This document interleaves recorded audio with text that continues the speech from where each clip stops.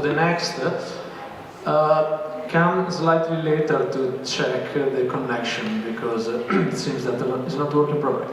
The next speaker also, he made a lot of steps to come here. I think it's 100 meters far from here, his office. Professor Matteo BONATO from the University of Milan. He will present us some amazing data results on the Grow Your Muscle gym study, a 48-week home-based physical activity. You can read everything there. It's about sarcopenia. Teo, take your time, but not too much. Ciao. Okay. Good morning to everyone, and thank you, Professor Pavani, to give me the chance and the possibility to be here today to show our preliminary results of this study that ended in the last July and lasted 4 years. Sarcopenia is a geriatric disease that significantly reduces muscle mass, strength, and function, and it is associated with adverse health outcomes, including a higher risk of falls, fractures, and chronic diseases.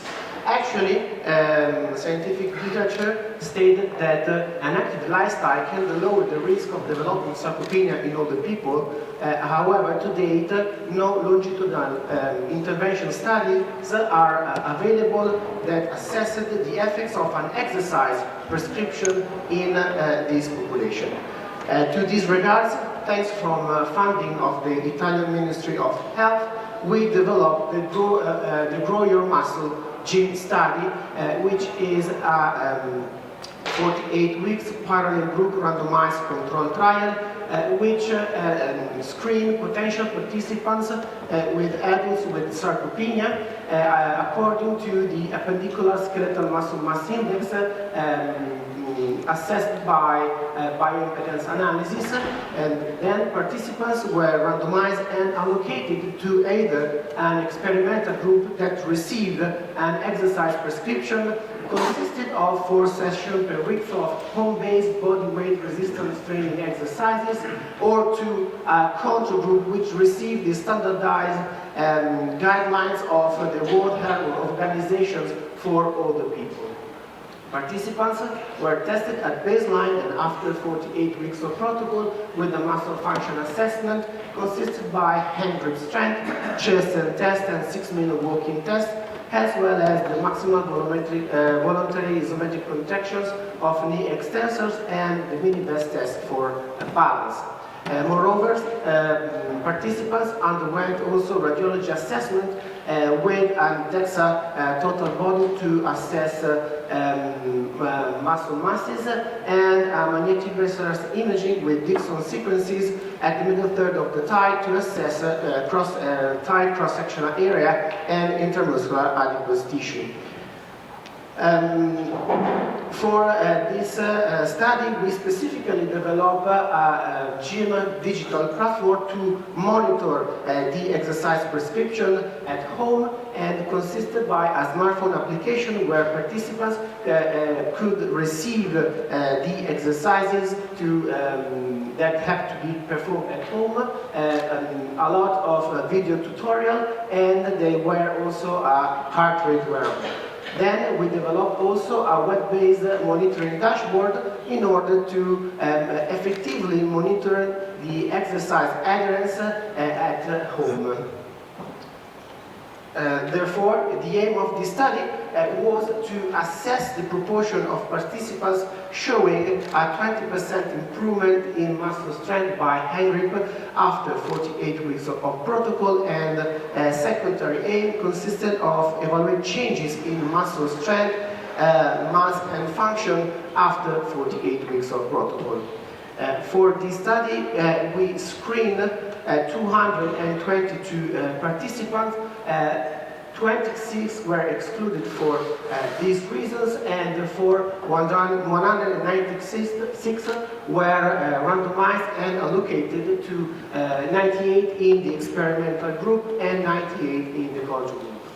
During the 48 weeks of protocol, we had a dropout rate of 27.6%, with 25 participants that were lost in the follow-up in the experimental group and 29 in the control group, and therefore 73 in the experimental group and 69 in the control group were then eligible for the intention to treat analysis.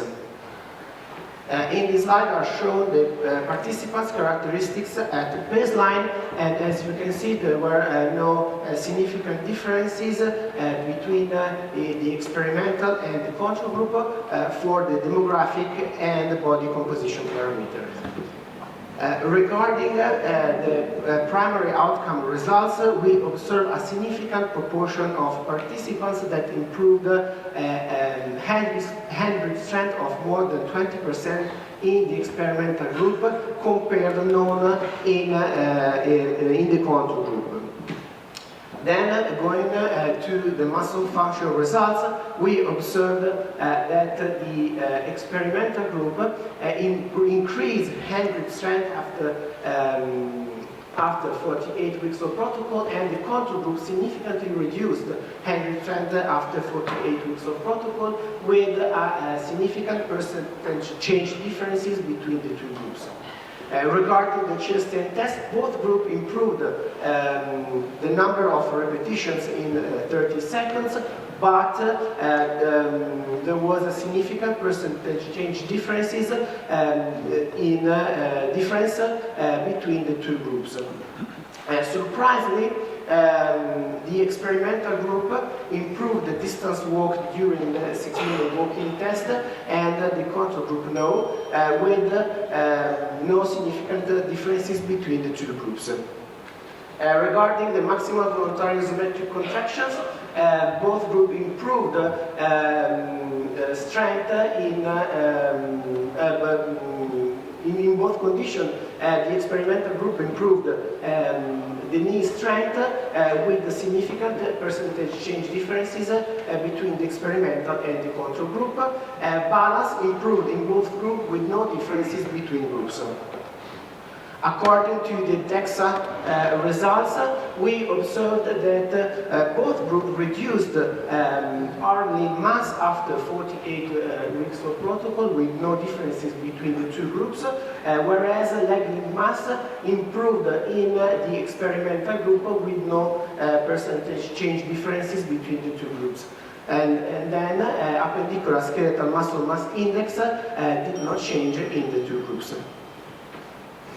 Finally, going through the magnetic resonance imaging results, we observed a significant increase in entire cross-sectional area in the experimental group, and this difference was significant compared to the control group.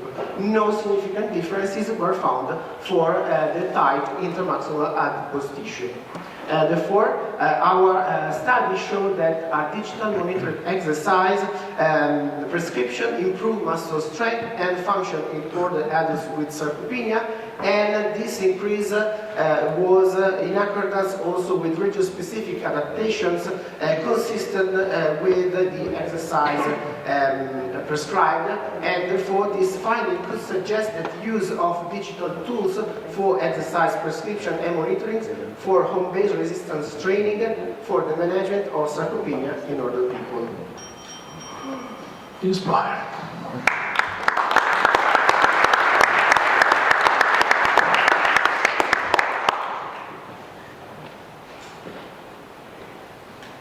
I will start here, then there, and last. Thank you for this interesting presentation, Marco Norici from the University of Padua. For a sarcopenia diagnosis confirmation, you need both muscle strength and muscle size, muscle mass to be below the cutoff values. Did your patients were below both Yes, of course. For potential participants recruitment, we did hand grip strength, chest and test, and 6-minute walking test. We used bioimpedance analysis for screening the patients, and then if they were sarcopenic, they did the exam. No, I'm asking because I was very positively impressed by the fact that you recruited 122 patients and you screened how many? 222. So that's a very high score. Well, we were helped by our colleagues of San Raffaele Hospital that did a cross-sectional study, and therefore they helped us to find patients. Pre-screen patients. Thank you. Bruno Grassi from Udine again. The first few words you said is that sarcopenia is a genetic disorder? Geriatric. Ah, geriatric. I was saying genetic. Are you sure? No. I'm so sorry for my voice, but...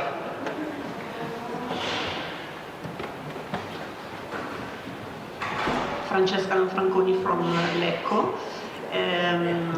Thank you, Matteo. And it was a very long study, so I was wondering which strategies did you use to motivate them to be consistent during this home-based training? Thank you so much. This is... Can I? Do you have additional slide to show? No. Okay. Go ahead.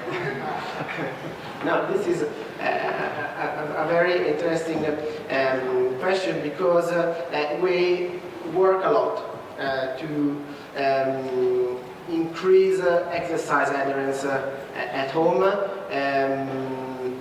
We try to use this kind of digital therapeutics, and we did a lot of phone calls every week to understand if participants are okay with the training prescription, they had some problems, and so on. So I use a very numbers of students that have to phone every week to all the participants in the study. Thank you.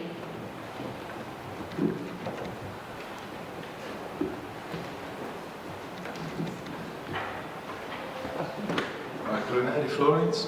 The increase in muscle strength is directly proportional to the increase in cross-sectional area, to the dimension of muscle, or if you make the strength relative to the cross-sectional area is the same? Well, I did not make any correlations right now, so then I will try. I thought that these are preliminary results, so I didn't explore some kind of correlation, but this is a very interesting question. What surprised me is that obviously upper limb strength reduced, upper limb strength increased, but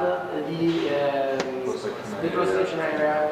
So probably you have a change in fiber composition, yes, or something. Okay. Quick.